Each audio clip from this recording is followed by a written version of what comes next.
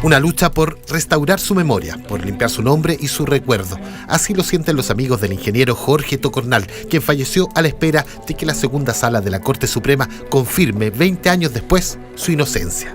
La decisión ya estaba adoptada antes de su muerte, pero aún no es informada a los intervinientes. Él nunca perdió la libertad interior, nunca. La convicción que él tenía de su inocencia le hacía incomprensible que no se pudiese probar.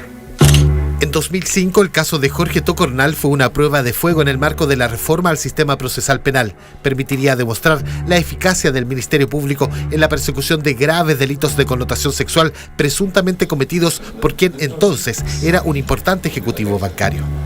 Donde se establecían los cimientos de un procedimiento que pudiese resultar racional y justo, no tan solo con personas que provenían de sectores más desprotegidos, sino que también era un claro ejemplo de cómo la reforma procesal penal se podía instalar, ¿verdad?, y perseguir penalmente a una persona que venía de un sector social más protegido.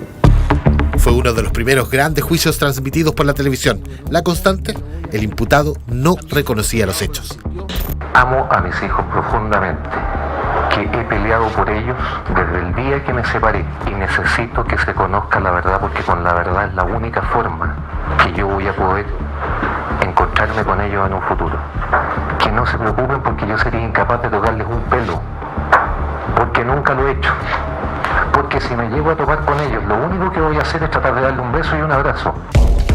El primer juicio terminó con una condena en fallo dividido. En 2005, Jorge Tocornal había ingresado a prisión preventiva con 43 años. El voto de minoría fue enfático en argumentar que la prueba era insuficiente para ratificar la existencia del delito. Años más tarde, como directora de la Fundación Paternitas, la exministra Javiera Blanco conoció en detalle la causa, convenciéndose de la inocencia de Jorge Tocornal e iniciando una amistad que los acompañó hasta los últimos días. El estándar probatorio acá fue más bien deficiente. No hubo ciertas pericias que se hicieron en el marco del médico legal, mucha prueba testimonial, que la propia jueza así lo argumenta. O sea, no solo fue estar en contra, sino que hubo mucha argumentación de la jueza. La Suprema anuló el primer juicio. Según los magistrados, en la redacción de la sentencia, los hechos no estaban debidamente acreditados, así como tampoco la fecha en la que supuestamente se habrían cometido. Si la Corte Suprema ha resuelto que hay que hacer un nuevo juicio, eso hay que cumplirlo.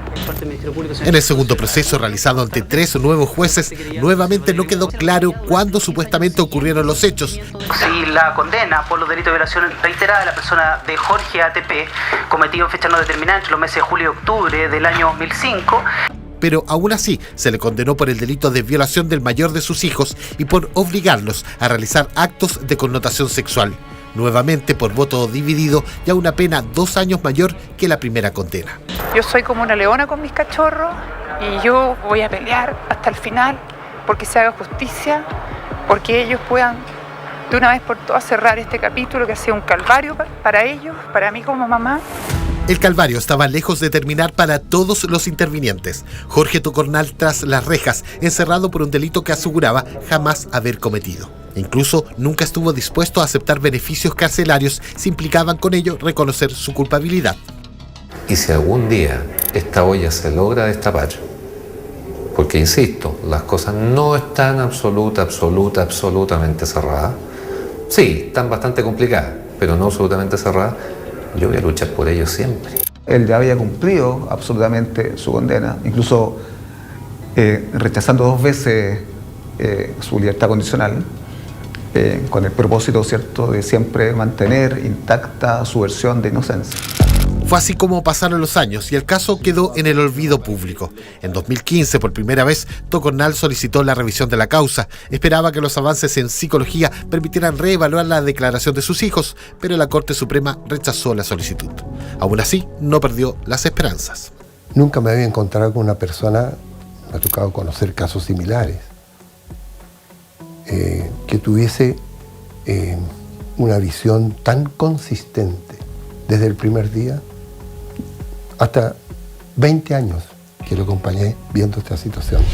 En 2018, y sin que Tocornal lo supiera, su hijo se contactó con quien por entonces era el abogado del ingeniero para confesar que todo había sido un invento, que jamás existió el delito por el que su propio padre había sido condenado.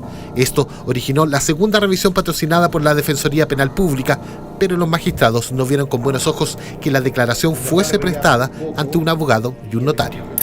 Había un testigo que lo acusaba, pero eso cambió, ¿no? Entonces, es delicado que la sociedad crea que porque te imputan o te acusan de algo, tú ya eres culpable.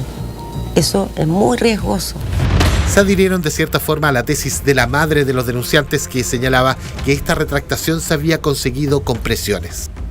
¿Qué posibilidad de presionar tenía una persona desde la cárcel a un hijo con el cual no tenía contacto alguno? Todo en la visión que podía tener su hijo de su padre era la que le entregaba el entorno donde estaba en ese momento viviendo. Pasaron casi 7 años antes del inicio del tercer recurso de revisión. En ese tiempo, en estos mismos asientos, comenzó un proceso tanto o más importante, el reencuentro, el mirarse a los ojos y reconocerse como padre e hijo, y comenzar a recuperar el tiempo que por la enfermedad de Jorge no le sobraba. Este hijo tenía un estigma, ser hijo de un padre que teóricamente lo abusó. Ahora, generar una relación con un hijo después de 10 años no verlo es una experiencia muy dura. Para el hijo y para Jorge. En mayo de 2025, un tercer recurso buscando limpiar su honra comenzó a ser revisado en la segunda sala de la Corte Suprema. La prueba fue una nueva declaración retractatoria de la víctima ya adulta. La declaración del hijo Jorge Tocornal, que es el hecho nuevo que motiva este recurso de revisión, que es un hecho posterior a la sentencia, no fue prestada ante un notario público ni en la oficina de su abogado anterior, sino que es prestada ante la misma Fiscalía. Lo que, por cierto, genera un peso específico distinto al anterior. Pero, a juicio de la Fiscalía, no hay nuevas evidencias. Sostienen que el ejecutivo Jorge Tocornal fue condenado por delitos que sí cometió.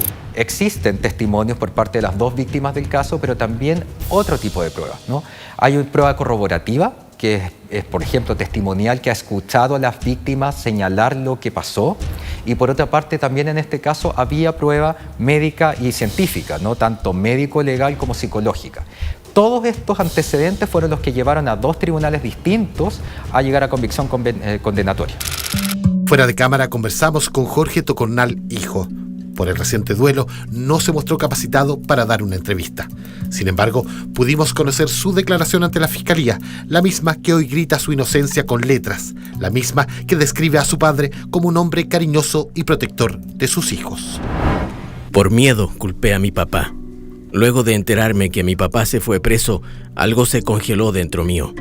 Mi papá siempre fue excelente con nosotros y lamentablemente fui el responsable de que estuviera preso por 10 años, por el miedo que le tenía a mi mamá.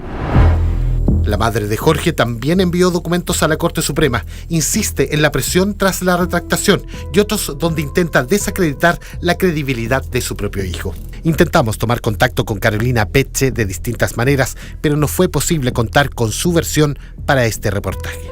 ¿Por qué la Fiscalía podría seguirlo insistiendo? O sea, de verdad es poco comprensible, cuando sería muy comprensible que se allanara a hacerlo. Ahora, las causas que hay detrás, espero que no sean de egos personales ni de golpes personales, que yo creo que para la Fiscalía Nacional no es. Para el fiscal Armendáriz no lo sé. Desde la Defensoría Penal Pública indican que el sistema no es infalible y que se cometen errores. Explican que en lo que va de 2025, 1.800 personas han estado presas, pero finalmente liberadas porque no fue posible encontrar evidencias que sustentaran la continuidad de investigaciones penales. Es inaceptable que una persona inocente cumpla una condena. Por eso que existe un estándar de prueba alto.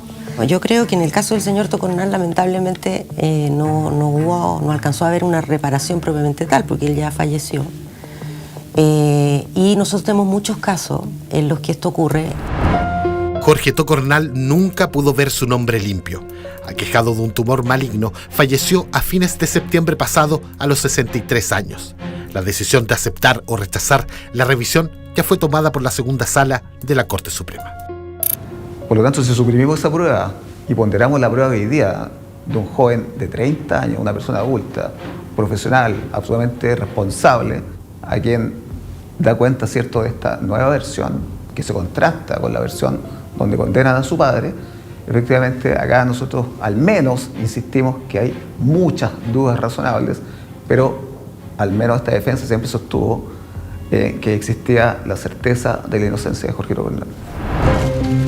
Aunque sea rechazado este último recurso, los familiares y amigos tienen decidido insistir las veces que sea necesario para probar su inocencia. Para la Fiscalía, el peso de la prueba fue suficiente para dictar una condena.